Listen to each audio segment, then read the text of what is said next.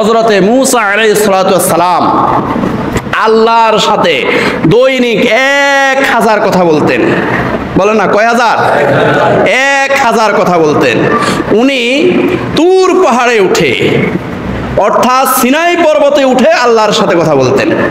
এখন আল্লাহর সাথে কথা বলতে বলতে এক পর্যায়ে মূসা আলাইহিস সালাতু ওয়াস সালাম বললেন, আল্লাহ আপনার সাথে কথা বলতেই ভালো লাগে, আপনার ইবাদত করতেই শুধু ভালো লাগে, আমি একটানা 30 দিন এই সিনাই পর্বতে এই তুর পাহাড়ের মধ্যে শুধু আপনার ইবাদত করব।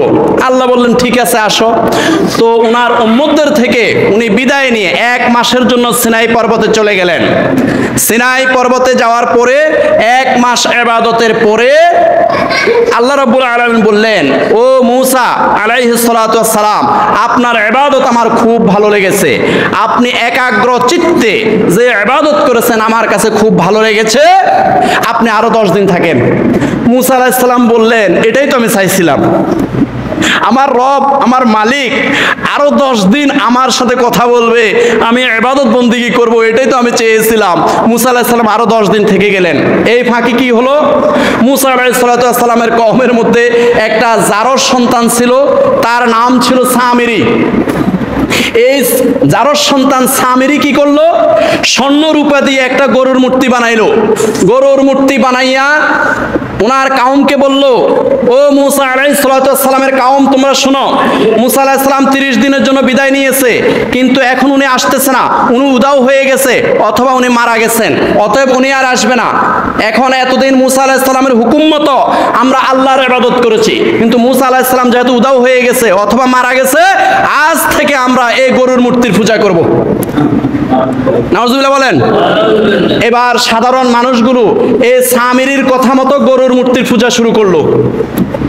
এরপরে 40 দিন পরে তাওরাত কিতাব যখন উনি আল্লাহর পক্ষ থেকে পাইলেন, তাওরাত কিতাবের যে তখ্ত, এই তখ্ত কাঁধে করে উনি যখন দেখলেন যে ওনার কাওম গরুর মূর্তির পূজা করতেছে, উনি এই তখ্ত দিয়ে তাদেরকে আঘাত করা শুরু করলেন। আর হযরতে হারুন আলাইহিস সালাতু ওয়াস সালামকে বললেন, ও হারুন আলাইহিস সালাতু ওয়াস সালাম, আপনি কোথায় ছিলেন? আমার এই কাওম আল্লাহকে ব্যতীত একটা জড় পদার্থ গরুর মূর্তির পূজা করতেছে, আপনি কোথায় ছিলেন? তখন হারুন আলাইহিস সালাতু ওয়াস সালাম বললেন, ও ভাই ও মূসা আলাইহিস সালাতু ওয়াস সালাম, আমি ওনাদেরকে অনেক বারণ করেছি, ওনারা আমার কথা শুনে নাই। তো আল্লাহ রাব্বুল আলামিন এই ব্যাপারে সুন্দর করে উল্লেখ করেছেন, ওয়ালাকাদ জাআকুম মূসা বিল বাইয়িনাতি সুম্মা তাখাযতুমুল ইজলা মিন বা'দিহি ওয়া আনতুম যালিমুন। সূরা বাকারা আয়াত নাম্বার 92। আল্লাহ রাব্বুল আলামিন বলেন, ওয়ালাকাদ জাআকুম মূসা বিল বাইয়িনাতি, মূসা আলাইহিস সালাতু ওয়াস সালাম 40 দিন পরে যখন বাইয়িনাত নিয়ে, দলিল নিয়ে, তাওরাত কিতাব নিয়ে যখন উনি কাওমের কাছে আসলেন, দেখলেন কি, সুম্মাত তাখাযতুমুল ইজলা মিন বা'দিহি, মূসা আলাইহিস সালাতু ওয়াস সালাম যখন ছিলেন না, ওনার অনুপস্থিতিতে ওরা গরুর মূর্তি বানাইয়া এই গরুর মূর্তির পূজা তারা শুরু করলো। ওয়া আনতুম যালিমুন, মূসা আলাইহিস সালাম বললেন, তোমরা জালেম হয়ে গেছো, তোমাদের শাস্তি হতে হবে। শাস্তিটা কি হয়েছে? এক আশ্চর্য ধরনের শাস্তি।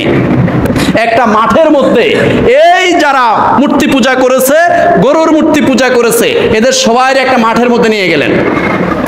মাঠে নিয়ে প্রত্যেকের হাতের মধ্যে একটা তরবারি দিলেন। আর আল্লাহর পক্ষ থেকে, উপর থেকে, আকাশ থেকে ধোঁয়া আসলো।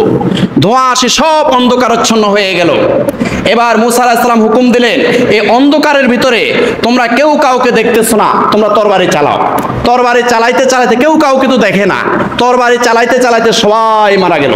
এটা হলো ওয়া আনতুম যালিমুন, তোমরা জালেম হয়ে গেছো, তোমরা আল্লাহ ব্যতীত অন্য কারো কাছে মাথা নত করেছো, আল্লাহ ব্যতীত কোন ব্যক্তি বা বস্তুকে তোমরা সিজদা করেছো, আল্লাহ ব্যতীত অন্য কোন ব্যক্তি বা বস্তুর কাছে মাথা নত করেছো। ওয়া আনতুম যালিমুন, তোমরা জালেম হয়ে গেছো। এই জালেমদের এই শাস্তি হয়েছে।